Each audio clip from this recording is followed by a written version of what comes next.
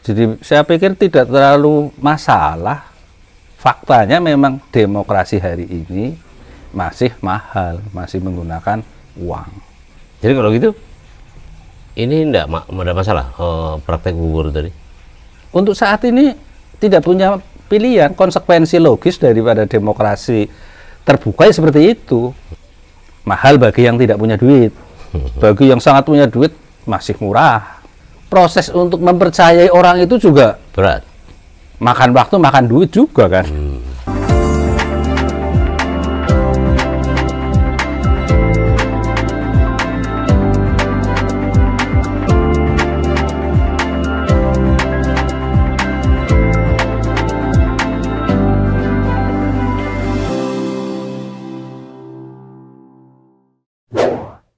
Sahabat, jumpa lagi dengan saya Nur Hidayat Sardini dalam tentu saja Gazebo NHS. Saya kali ini kedatangan tamu, nggak jauh-jauh amat lah, tapi masih wilayah Jawa Tengah.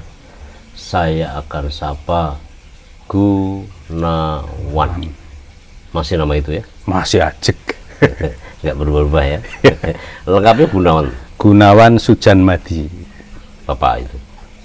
Nama dari kecil. Oh, oke. Aktivitas setelah di penyelenggara pemilu? Ya, bantu-bantu peserta pemilu. Kalau kata-kata membantu itu sama saja kalau kita dengar usaha apa kecil-kecil gitu ya. Ya, agak ini core-nya beda karena judulnya masih relawan. Relawan. Jadi tidak ada budgeting. Ya. Beda kan dengan konsultan kan udah profesional dia. Konsultan itu kan kongkonannya sultan. Sultan yang memberi ya. Dalam arti bisa foto ya, bisa ini dan seterusnya. Iya. Kalau dunia foto paham ya? Ya orang saya dari kampung ya Itu foto itu betul ada ya Mas? Ya real sampai sekarang. Dan 2019 pun saya amati banyak yang tokoh-tokoh udah populer masih menggunakan botoh juga kalau kepepet, sekalipun formalnya dia udah pakai konsultan. Tapi ketika di minggu terakhir tidak begitu pede ya terpaksa borongan dengan botoh. Jadi itu. Itu botoh itu membantu dalam bentuk apa? Prinsipnya kan botoh itu dianggap tahu persis siapa orang yang bisa dia dealkan. Personal gitu. Jadi user lebih percaya dengan botoh karena dia akan menyasar orang yang pasti dikenal. Itu kan yang meminta itu orang calon misalnya. Iya. Baik misalnya calon pilkada maupun legislatif. Iya. Kepada si botoh. Iya. Lalu botoh kerjanya apa? Gimana kerjanya mereka? Kalau bahasa di tempat saya mubur sebetulnya. Mubur. Oh, istilah Banyumas. Iya. Mubur yang tepat sasaran. Gimana itu? Kerjanya gimana? Cara kerjanya? Ya mereka udah punya tim yang dari waktu ke waktu selalu dipakai. Memang nggak banyak sih, cuma lebih pasti karena sudah terbiasa bekerja sama dan orangnya juga itu aja yang dipakai kan. Jangan kenal semua. Iya. di dunia persilatan ya saling mengenal ya. Yang saya tanya kan Mas, gimana cara memenangkannya gitu loh? Kan bubur itu kan tidak lepas dari Ya, uang itu. kan? Nah, itu Maksudnya gimana? Nyebar uang kah? Misalnya Ya. gitu ya? Atau bagaimana? Memang iya, intinya kan itu. Sebetulnya lebih detail dari micro targeting yang sekarang lagi populer kan micro targeting.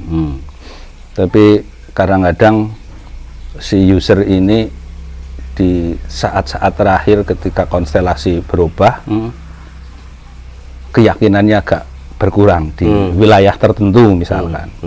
Di situ dia biasanya mencari jasa dari botoh itu. Bubur tadi. Iya. Kan tadi ada misalnya ada konsultan konsultan sudah pasti dipakai kalau yang sudah biasa seperti itu. Hanya kadang-kadang kan eskalasi politik di hari-hari terakhir, minggu-minggu terakhir kan sangat dinamis. Nah, kadang-kadang tidak terkejar juga dengan konsep teori-teori dari konsultan. Konsultan juga tidak bisa memfungsikan seperti foto. Pada akhirnya juga foto, sama juga. Jadi foto Endingnya kan ya kuburan, prakteknya seperti itu. Apapun namanya nanti, apakah apa itu istilahnya? kuburan gitu. Kuburan itu maksudnya? Ya mana politik itulah. Walaupun judulnya nanti bisa Dikemas. dikemas dengan bentuk apapun lah. Substansinya kan itu. Tapi kan antara konsultan ya dan Wuwur tadi, tim Wuwur tadi itu kan kalau pikiranku beda ya. Kalau konsultan tuh menggunakan prinsip-prinsip modern lah. Iya. Kalau foto atau Wuwur tadi sama. Bedanya apa loh?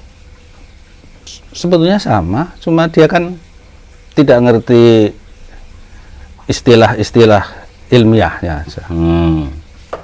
Langsung empirik kan dia, pengalaman empirik, dan orang-orang yang sangat terpercaya. Kalau konsultan ini kan biasanya orang dari luar kota meng-hire orang lokal, sehingga di saat-saat bicara masalah trust, ketika eskalasinya berubah, kepedeannya berkurang juga gitu. Walaupun belum tentu kalah juga. Belum tentu kalah juga. Tapi untuk memperyakin diri gitu ya. Kalau gitu Mas Gun, kan yang namanya, aku lebih kenal konsultan ya. Konsultan itu kan misalnya mendahului survei dulu. Pendahulunya survei dulu, bikin peta. Per kecamatan lah, per desa, kelurahan lah, per RT, per TPS gitu.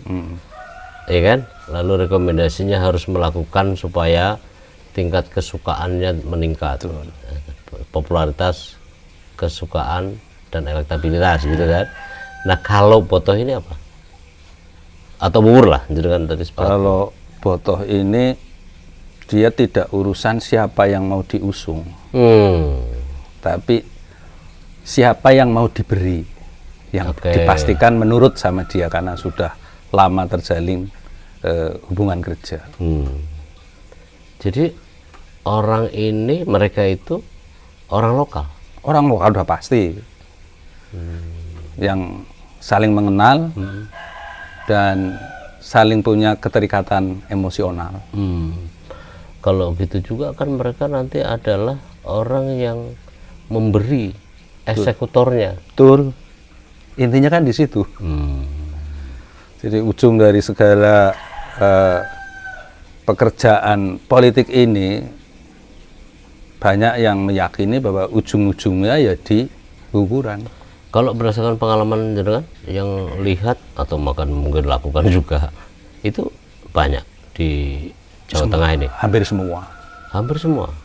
Dalam pilkada, pilek, pilpres. Kalau pilpres, pilpres lebih kecil. Tapi kalau pesertanya ini perorangan dan target yang disasar juga tidak terlalu banyak. Saya meyakini kok 80% itu. Terutama pilkada ya? Pilkada maupun pileg. Dan lebih khususan pileg untuk lokal, DPRD kabupaten, karena tingkat persaingannya kan sangat dekat dan ketat. Iya. Jadi itu caleg itu misalnya kasih uang sama orang-orang itu, lalu suruh menyebarkan gitu. Betul. Walaupun itu incumbent, itu dengan program-program aspirasi mereka selama ini, tetap aja nggak yakin mereka di hari H. Tetap aja melakukan ini. Walaupun tidak semuanya ditembak. Kalau yang sudah yakin, ya cukup dengan aspirasi yang selama ini mereka berikan. Misalnya petahana ya. Petahana kan sudah membangun paling nggak 5 tahun. Jasa politiknya sudah ada lah. Tapi dengan jasa politik saja tidak cukup untuk meyakinkan semuanya. Kalau gitu di Pileg 2024 order untuk mereka sudah banyak dong ya? Saya meyakini seperti itu. Kalau bisa disebut dengan angka berapa jumlahnya Mas? Gerombolan-gerombolan begini tuh. Dalam arti yang mau diberikan ya kisaran 50.000 sampai 100.000. Nah, berapa jumlah uang mereka untuk misalkan di satu titik nih, Iya. TPS sana kok rasanya masih belum yakin ini caleg ini. Berapa uangnya jumlahnya? Serahkan aja gitu. Asumsinya kalau pakai tim yang profesional, mereka kan bekerja sekitar 10 bulan atau 12 bulan Sebelumnya ya sampai hari H itu. ada yang berapa juta itu, Mas? Ya, jadi kalaupun gugurnya 50.000, itu biaya untuk timnya ini sama juga. Jadi 100.000 per suara lah.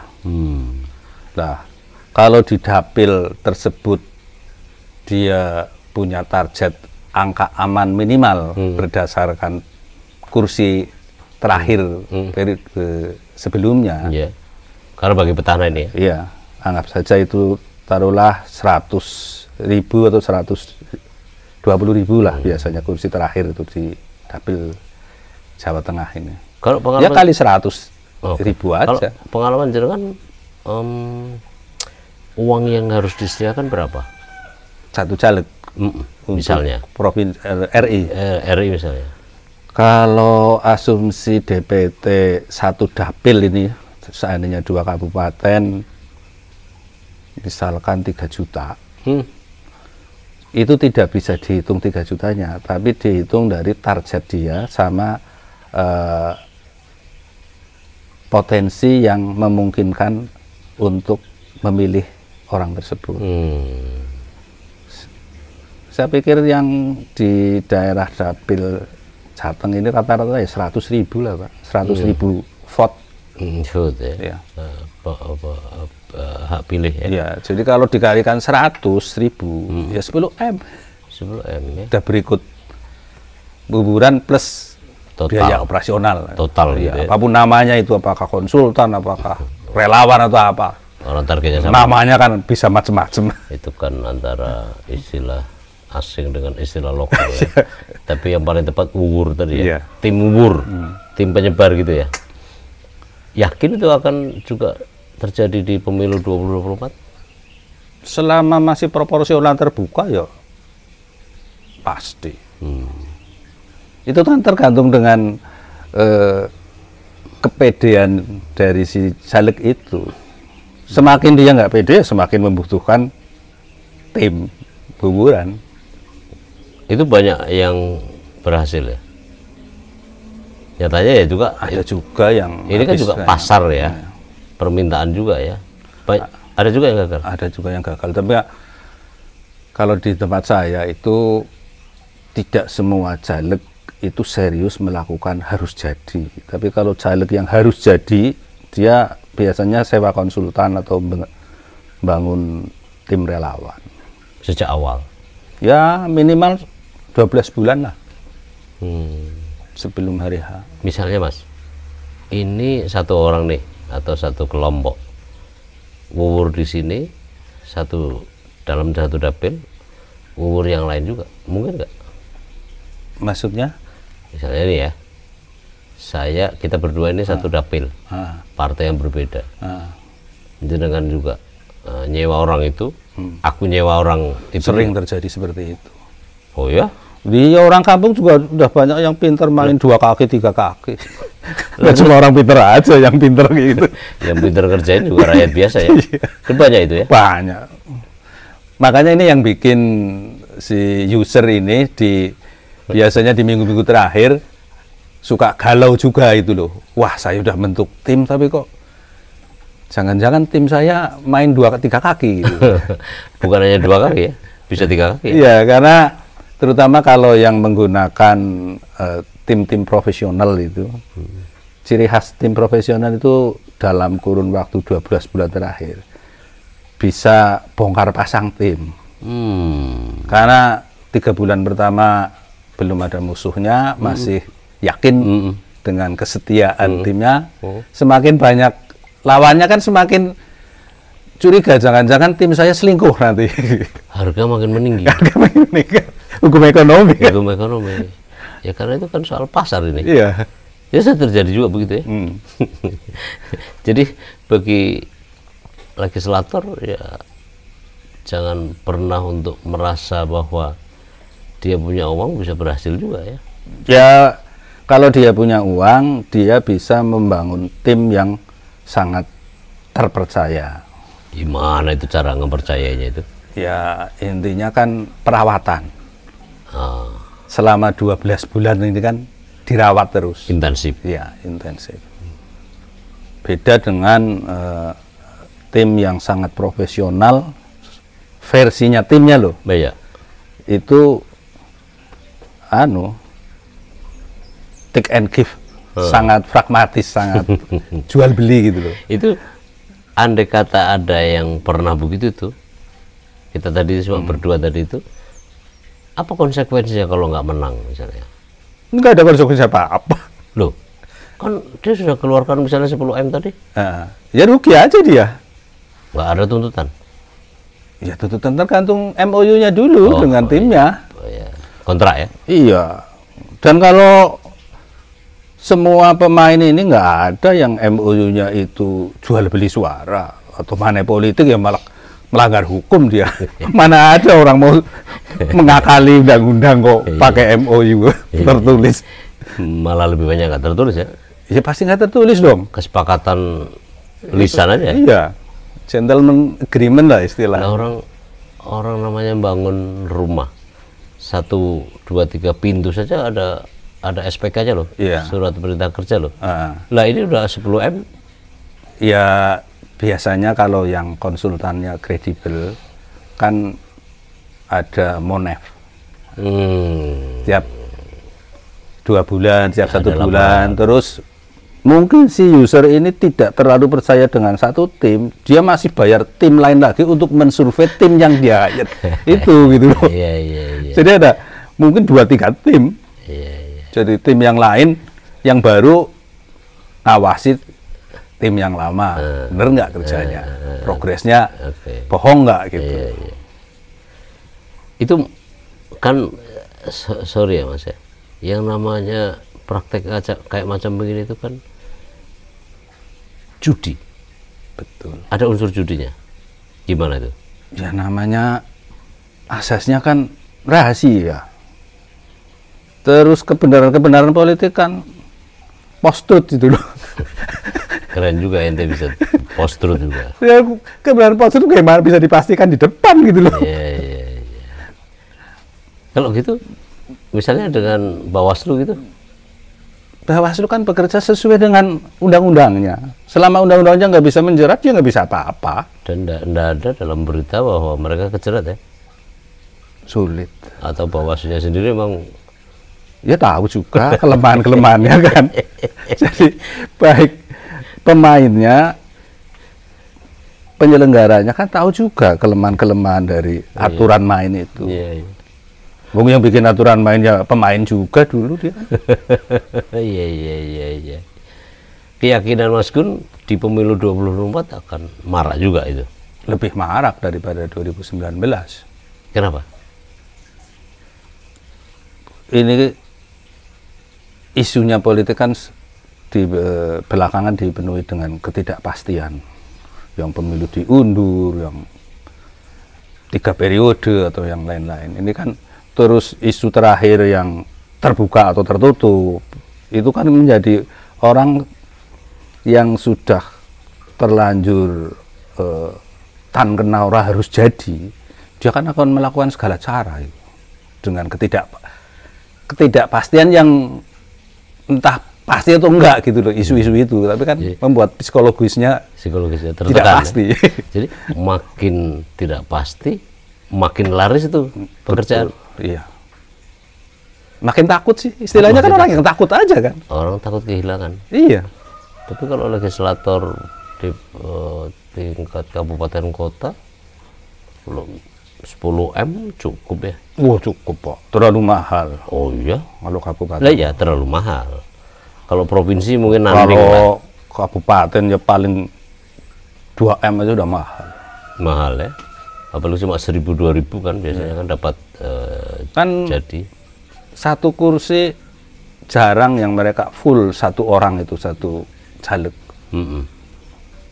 Gabungan dengan suara partai, sisa suara. Paling satu caleg itu ya bisa memanage suara 7.000, 10.000 lah untuk di Jawa Tengah ini kan sudah termasuk bagus banget. Walaupun mungkin ada yang satu caleg bisa 2 kursi kan. Kayak di Solo itu dulu katanya ada satu orang bisa untuk 2 kursi, 3 kursi. Botoinya? Enggak, suaranya dia, suaranya. renimnya gitu. Oke. Saking populernya ya? Ya, saking populernya dan saking saktinya lah. Dari sisi kekuasaan, dari sisi finansial. Biasanya apakah itu merata juga di seluruh Jawa Tengah? Saya meyakini begitu. Kalau pemilu kemarin, pilkada kemarin juga? Sudah ya? Pokoknya sejak proporsional terbuka, itu 2009 apa ya? 2009. Kan trennya money politik semakin tinggi, semakin marak. Karena unit pemainnya ada di masing-masing caleg kan. Kalau proporsional tertutup kan partai, walaupun mungkin lebih rapi, sama aja sebenarnya kan. Ini lebih termanage, terkelola, atau kurangnya tidak kebuka gitu ya. Tapi kalau di ini kan mereka ada di situ. Dan perangnya kan bukan perang individual, perang partai dengan partai. Kalau tertutup. Kalau terbuka kan justru pengalaman saya ketika jadi penyelenggara pemilu, konflik paling besar, paling tajam itu sesama partai dalam dapil yang sama. Kalau satu caleg dengan caleg partai lain di dapil yang sama, mereka merasa sudah punya segmen sendiri-sendiri, nggak akan rebutan. Yang rebutan itu yang satu partai satu dapil, udah pasti tajam. Pasti itu ya. Karena kan captive marketnya juga sama. Betul. Dan mereka akan mengambil segmen yang sama, isu yang sama, dan mereka dalam satu naungan manajemen. Andai kata dia nyewa atau meminta jasa wuwur tadi, kan tahu pasti. Saya tahu semua. Tahu semua. Ya, pengalaman kita di lapangan, kalau saling melaporkan antar caleg dalam satu partai, laporan itu akurat. Ya. Gitu? Cuma kelemahannya dulu ketika mereka sudah saling melaporkan dan saling deal di luar mekanisme hukum, mekanisme Panwaslu di Panwaslunya, mereka nggak mau lagi meneruskan itu dan selesai, karena Panwaslu kan tidak punya kewenangan untuk manggil paksa mereka jadi pelapor atau jadi saksi. Begitu mereka nggak mau jadi saksi, mau apa? Mau apa? Jadi kalau gitu Mas Gun, ente kan pernah di pengawas pemilu. Dengan pekerjaan mereka apa maknanya? Ini kan jalur formal namanya pemilu. Itu saya sebut saja jalur informal.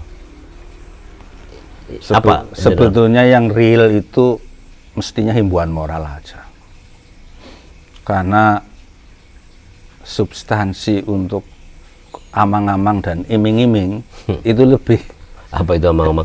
Menakut-nakuti dengan pasalnya sudah tidak terlalu menakutkan, karena banyak celah-celah yang bisa diakali. Ya paling banter iming-iming aja lah, endorse atau ini dengan media. Mau proses terlanjut atau tidak, sudah terlanjur diramaikan di media. Akhirnya kan jadi trial by the press. Tapi ya itu satu-satunya cara untuk bisa dalam tanda petik memaksa mereka untuk malu dan untuk takut. Akhirnya mundur.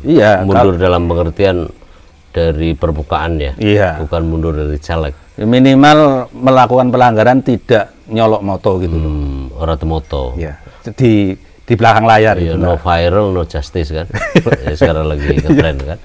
Nah, berikutnya gini, kan sekali lagi Mas Gun pernah ada di lembaga resmi. Iya. Kalau gitu kan demokrasi apa mananya dong? Ya demokrasi ya proses formal ini kan.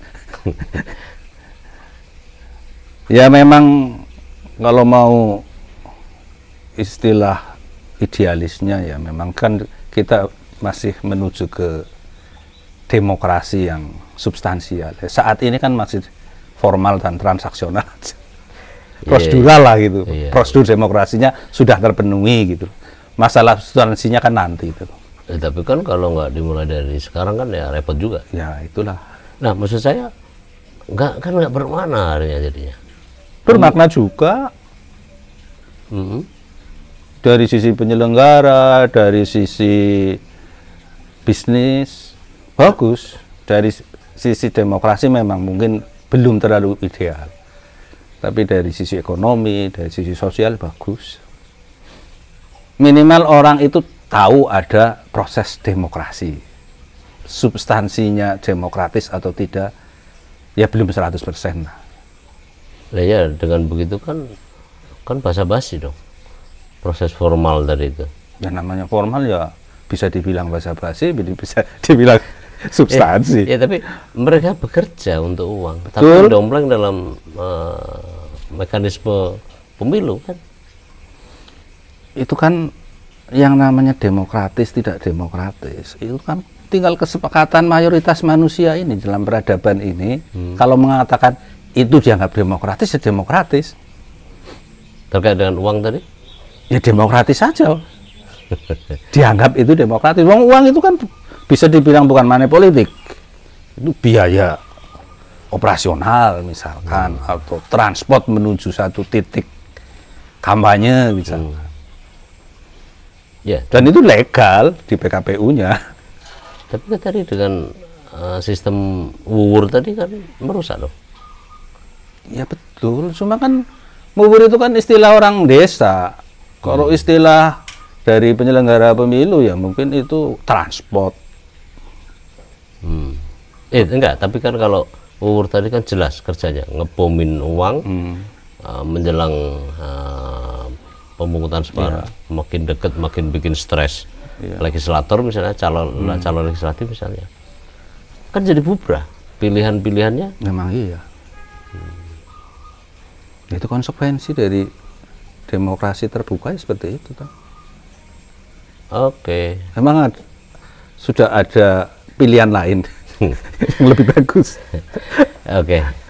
Kalau gitu simpulan Mas Gun, di satu sisi formal ya kan pemilu, di sisi lain ada juga yang menggunakan mekanisme itu untuk kepentingan uang juga. Iya.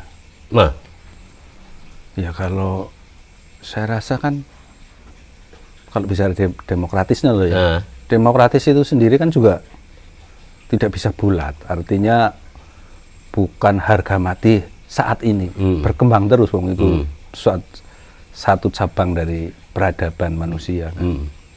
Dan yang bisa dilakukan ya kita nggak bisa menilai secara formatif, karena paling membandingkan aja, membandingkan demokrasi 2024 dengan 2019 dengan itu tadi orang menggunakan proses formal, lalu ada juga orang yang menggunakan proses informal untuk kepentingannya. Gimana itu?